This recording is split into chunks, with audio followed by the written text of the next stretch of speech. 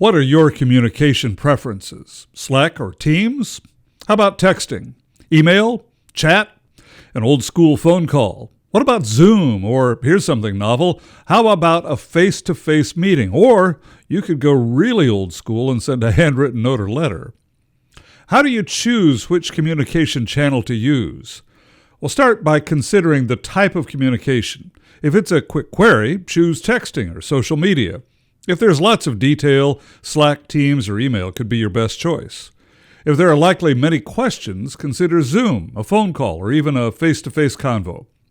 Same thing if there's likely to be a lot of back-and-forth collaboration. For tech support, chat works great, but so do other channels, depending on the preference of the people you support. What about in a one-to-many scenario when you need to communicate with a group of people? What's the best choice in that setting? Could be email, but it could also be Slack. And then there's the question of when do you switch channels, say from texting to a phone call? I usually think about texting being appropriate for short communication, but once the communication turns into a longer back and forth, I switch to a phone call. What about a customer portal on your website? Increasingly, customers are expressing a preference for no human contact, especially on routine issues. A customer portal or chat can address that need. What about communicating sensitive information? Avoid public channels such as social media, Slack, or Teams, or traditional email. Choose a phone call or private messaging. Next, consider the urgency of the communication. If it's really urgent, make a phone call or an in-person visit. Live chat or text can be a good solution for moderately urgent communication. For low-urgency communication, consider email or social media. Next, how does the other person want you to communicate with them?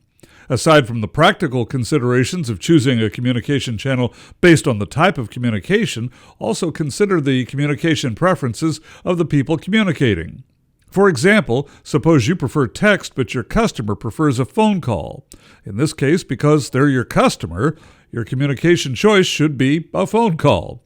Look at who needs the communication. Is it the person originating the communication or the person receiving it? Consider asking your customers for their communication preferences, then design a communication strategy based on the information you get back. What if you're the CEO and you need to communicate with all of your employees? Consider an omnichannel approach using video, email, and perhaps Slack or Teams. It's important to keep your ego and personal preferences at bay. Instead, consider the preferences of the person or people you want to receive your message. What's the best way to get through to them? Know your audience. Meet them where they are, and you'll increase the chances of your message getting through. Also, be careful about making assumptions about the other person's communication preferences based on their age.